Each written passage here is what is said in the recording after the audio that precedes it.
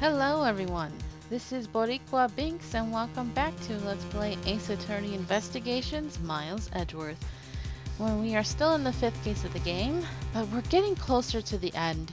And right now, Lang has been accusing Franziska of being the killer of Damas II, and we've been having to fight to prove her innocence. So yay, Franziska joined the falsely accused club. Alright, let's continue on. Ugh. But how can I prove who it was that flew through the air in this photo? Wait, not humanly possible. Eureka! Very well, you will have your explanation. It sounds like you have a good idea simmering inside that head of yours. Let's hear it. The face hidden within this photo's blurry, trailed shadow is... I don't know for sure, but I'm gonna say Balls. Take that! This is the face behind the shadow. Not so fast! I thought I said that you better have a good explanation. Oh shoot, am I wrong? I can't make heads or tails of what you're trying to say with that. No!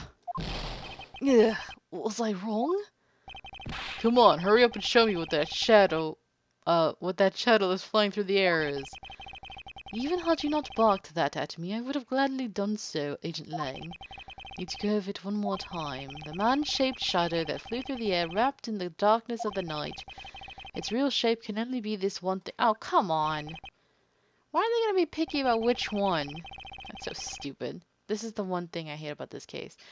I think, for some reason, they're saying it's Alabast's statue, not the balls. Take that!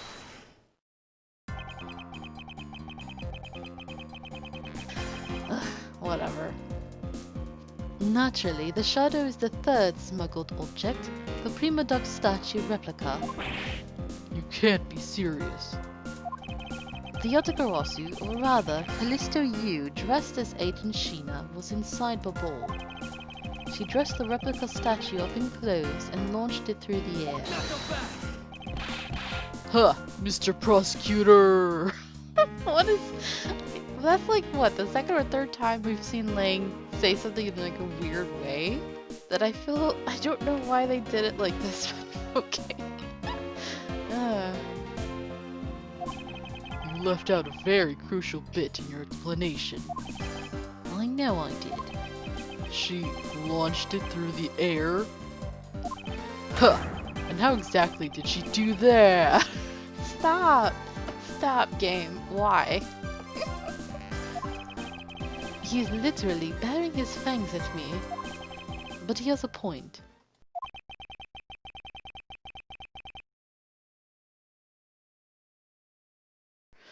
How exactly did it move through the air like that? As long as this remains unsolved, we won't be able to move any closer to the truth. Which reminds me, didn't he say this earlier? Hey sis, I remember that just before Ambassador Alba went to give his speech, he called you into his office, right?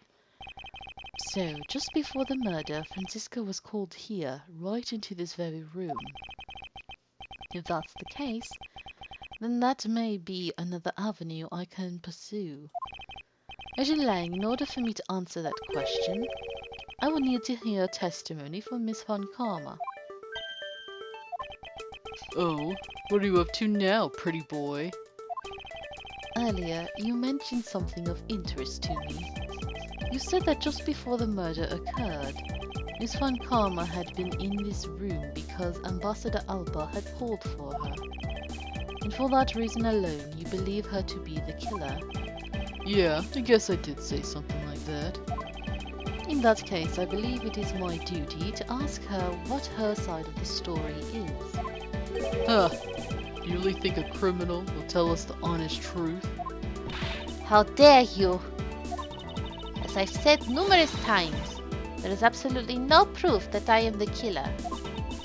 Miles Edgeworth, don't tell me you suspect me too. I don't. However, I can't ignore the fact that you were in this room at one point in time. That ugly plant thing behind him is so creepy. I don't know why they included that. Like, what is the point? Which is why I would like to hear about your movements in this room. Franziska, I feel that I still don't have enough information, which is why your testimony is incredibly important to the outcome of this case. Let me help you, woman. Help me help you. Alright. So, what would you like me to talk about? I'd like you to please testify to your movements in this room until the murder occurred. Huh, alright. Let's try this your way for a change. But if what she has to say turns out to be a waste of time, I'll place her under arrest faster than you can howl no! Stop, Lang. As you wish. Humph. Movements in Alabaster. As I said earlier, I was assigned to guard duty in the Alabastian embassy. After I saw the steel samurai off on his way towards the ambassador's office, I returned to the Rose Garden for a bit and checked up on the security situation. After all the preparations were in place, I was called back by Ambassador Alba to his office. Franziska, I want us to make this very clear from the very beginning. So what I wish to confirm is that the only time span in which you were in this office was before the murder occurred. Is that correct? Yes, of course. I see. For now, the only way that I can see for us to break out of this situation is to ask Franziska about her testimony in more detail, aka time to do some pressing. Alright, Franny Pool. Alright. Hold it! I thought your duty was to fact-find anything you could about the smuggling ring. Yes, that was my job. But upon hearing that the Yatagarasu had sent a calling card to the embassy, Ambassador Alba called upon us to protect the embassy instead.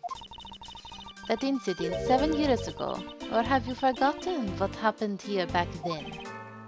Ugh. Anything related to that case we were involved in appears to be rather painful for her. It's not exactly one I can readily forget myself. Huh. It looks like you remember the case after all. Of course I do. I inspected every location, every possible escape route, and every aspect of the police's security detail. I did all that. Then after that... Okay, so still samurai. Turned to the Rose Garden for a bit, checked up on security there. I guess we're more focused on her being in the office though, so let's press that. At that time, Damas II's body had yet to be found in this room, is that correct? That's right. But Ambassador Alba was here. One could hardly miss his rather large presence for a little old man. Huh. A criminal will say anything to get out of getting arrested. How do we know you're not lying? Well, if you need proof, I'd be happy to oblige you. Seriously? Like I keep telling you, when I arrived at this office, Ambassador Alba was already here. He was standing by the flower box on the windowsill, watering his plants. Oh, I can attest to that. I remember speaking with the lovely lady around that time here in my office. Alright then, add that statement to your testimony and let's hear some details. So Ambassador Alba was in this room at the time, was he? Okay. When I arrived, Ambassador Alba was watering the flowers on the windowsill. Okay, let's press that. For the sake of being thorough, I'd like to ask you something. How did you know that Ambassador Alba was watering his plants at the windowsill? What do you mean by that? The entrance to this room is on this side, however the window is on the opposite side. If what you say is true, then when you entered the room, his body would have been like a wall. He would have been blocking your view of what he was doing. Isn't that not correct? I suppose it was a bit hard to see around him. But fortunately for me, Ambassador Alba is not in a movable form. Hmm? I knocked before I entered, and as I did, he turned around to greet me, with a watering can in his hand. So it's only natural to believe that he was watering his plants, right? I suppose. After his greeting, we spent a little time talking about his flowers. He had obtained them himself and is growing them with the utmost care, you know. Yes, the plants in this room, they're all like my children. The passion flowers in the flower box on the windowsill are growing beautifully too. All 4 of them are in full bloom. Oh? Miss Von Karma, what did you say just now? I said that the flowers are growing beautifully. What the hell does that matter? What about that statement do you not understand? Do I not understand? I do not understand why certain things the way it is. I'd like for you to append that statement to your testimony. Very well. There were 4 large passion flowers in full bloom in the flower box. Yes, we can count. Yes, 1, 2. Ah. Okay, yeah, see? 1 and 2. There's only 2 in bloom, huh? Objection! Someone needs to go back to watching Sesame Street, Franziska. For some odd reason, your testimony contradicts with this piece of evidence. It does appear that way. I don't care though. Huh, I knew it. I knew we couldn't trust your words, sis. Mr. Edgeworth, what are you doing discrediting Miss Von Karma like this? Yeah, sir. How dare you point out the fact she can't count? If you keep this up, she's gonna get taken away, sir. Yeah. All I've done is state what I saw. I have not made a single mistake in my testimony. And for this, I am still under suspicion for murder. Is the number of flowers really all that important at this juncture, Miles? At the very least, it is a contradiction in this enigmatic case. One that I find hard to dismiss as irrelevant. Huh, then let's hear it, Mr. Prosecutor. What does the number of flowers have to do with anything? What does it prove? I believe the answer to that will become clear if we were to examine that flower box. How did this contradiction come about? There must be something behind this discrepancy. They're my beloved flowers. I've grown them with the utmost care. So I ask that you please be gentle with them as you examine them, Mr. Edgeworth. I understand. I won't trust every nook and cranny. Alright. First of all, here's the watering can. This watering can has a rather robust design. Mr. Edgeworth, why are you telling us stuff we can clearly see for ourselves? Because that's what him and Phoenix do. Plus, if you keep wasting time talking about that, Miss Von Karma's gonna get arrested. Yeah, I better examine something else. Fine.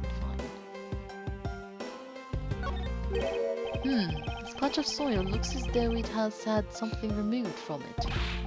Huh, what are you doing, Mr. Prosecutor? Why'd you clam up all of a sudden? I'm still here, waiting for an explanation, you know. Did you know, Agent Lang, flowers are best appreciated in silence? It looks like 2 things were pulled out of this flower box. Okay, look at the flowers themselves. The name of these flowers, I believe they're called passion flowers.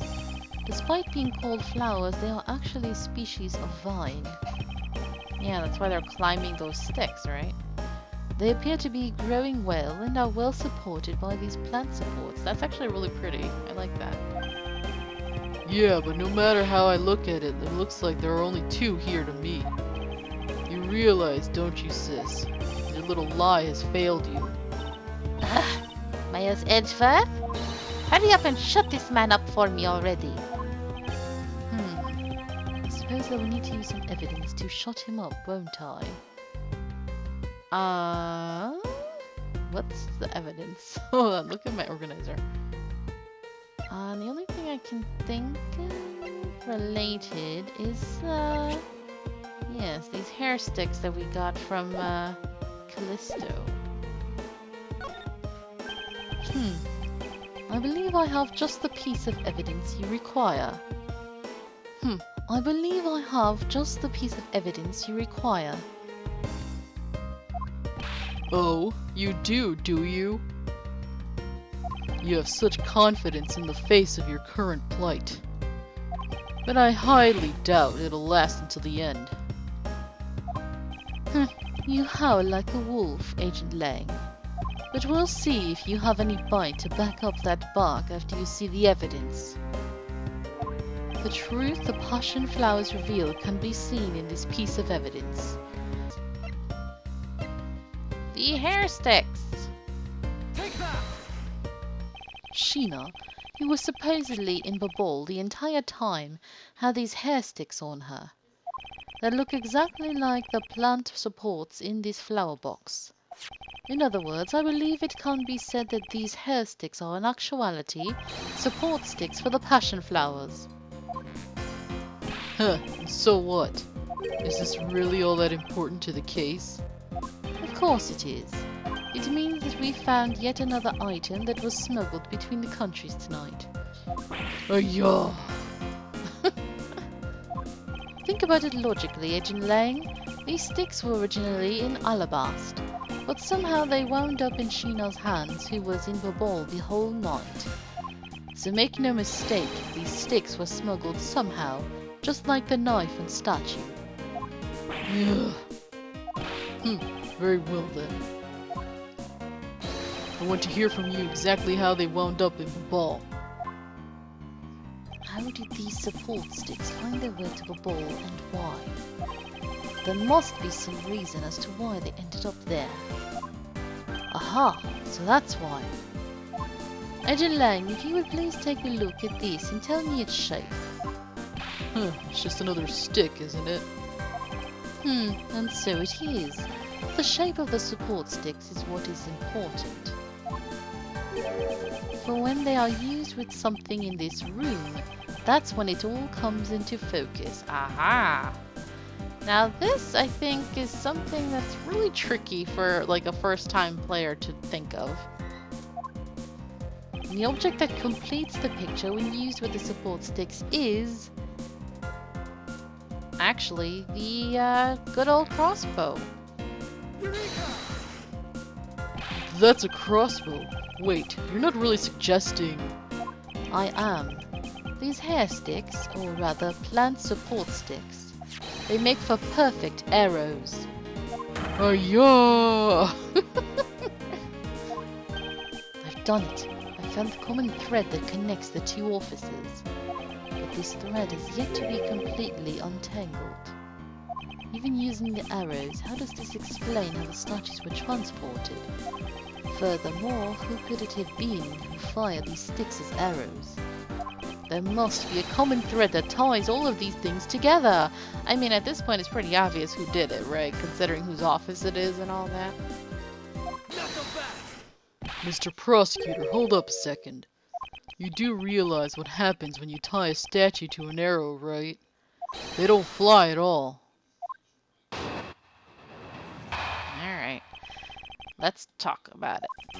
So the ball statue was draped in the Yatagarasu's clothes, and then shot over here? Even if you fired the arrows from this side, they wouldn't go far with a statue tied to them. I don't think I need to tell you that the prima duck statues didn't sprout wings. You're a realist after all, aren't you? The prima duck statues didn't sprout wings? No, of course they didn't. Glad you understand. I feel much better already. I was afraid for a second that you were unaware of that crucial fact. Thought I was gonna have to send you to the loony bin. That's not proper. It's only crucial because you're under the belief that wings are necessary to this equation. Do you have a wing fetish, Agent Lang? Shut up. No, I don't. What? You need to free your mind and bit sorry, end bit. Binks, please. Free your mind a bit more and let it fly like a bird on the wind. God, Edward, stop, stop. Why? Why are you like this? Prima Doc statues flew, but not on a wing. Allow me a bit of your time, and I'll explain this mysterious phenomenon to you. The way Edward talks is so stupid. Okay. They wouldn't go far. I don't think I need to tell you the Prima Doc statues didn't spread wings. You're a realist after all, aren't you? Which one do I press on? I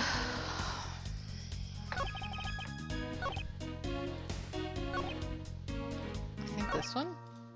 Hold it! But we are in agreement that an arrow by itself would reach the other side, correct? But just the arrow by itself is pretty meaningless, don't you think, Mr. Prosecutor? Because the things they wanted to smuggle were a lot bigger than nothing. No, that's not necessarily true. What? What I need right now is not further discussion of my conclusions, it's the launching of my conclusions.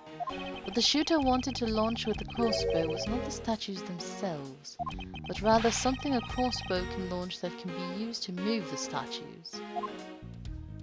Okay. If it wasn't a statue that was tied to the arrows, then what did the crossbow launch? Alright, this is where you really gotta think outside the box. But remember this wire we found? That's an easy thing to shoot across, and it's a good way of hanging things on it and, you know, transportation, I guess. For objects, not people.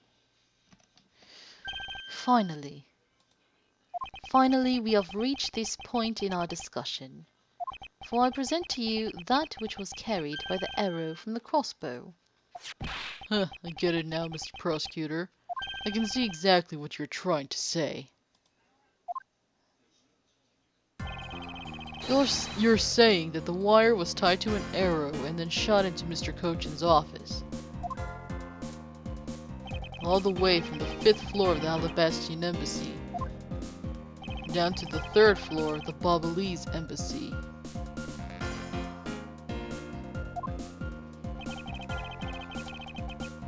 If what you're claiming is really what happened, I can see how Alabast's Prima Doc statue could be moved. Gravity could be used to move the statue down the wire from the 5th to the 3rd floor. But then, what about Babal's Prima Doc statue? The dark shadow in this photo is clearly flying away from Babal. Going in the opposite way of gravity, from the 3rd floor of the Bobolese Embassy up to the 5th floor of the Alabastian Embassy. How do you explain that? Aha! I think I finally see how the gears behind this whole trick works. Agent Lane, the motion used behind this trick. I wonder if perhaps you have yet to envision how it works in your head. Motion? What motion? This is the motion that was employed to smuggle Babal's Prima Doc statue. The only thing that makes sense is rotary motion, because swinging wouldn't achieve anything. Reminds me of Trials and Tribulations, huh? Good old pendulum. Bungee is not gonna help either, so rotary. I believe it was done via rotary motion. If the two statues were transported simultaneously... Simultaneously? Get real! The statues would collide somewhere along the way. Did I ever say that there was only one line of wire between the two offices? Ah. If you shot an arrow with the two ends of a wire tied to it, a circular belt can be formed. Pretty ingenious, honestly. Ling Z says, don't object and call a success what is beyond reasonability. Taking into account the tension difference between the two wires, the top one would sag too much to the point where the statues would collide anyway. Hey, that's pretty scientific of you. I'm proud of you, Lang.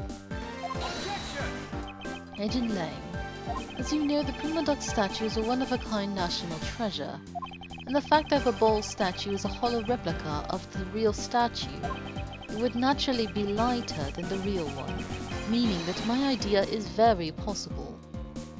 Lindsay says, "Ho!" What the? Lang, stop.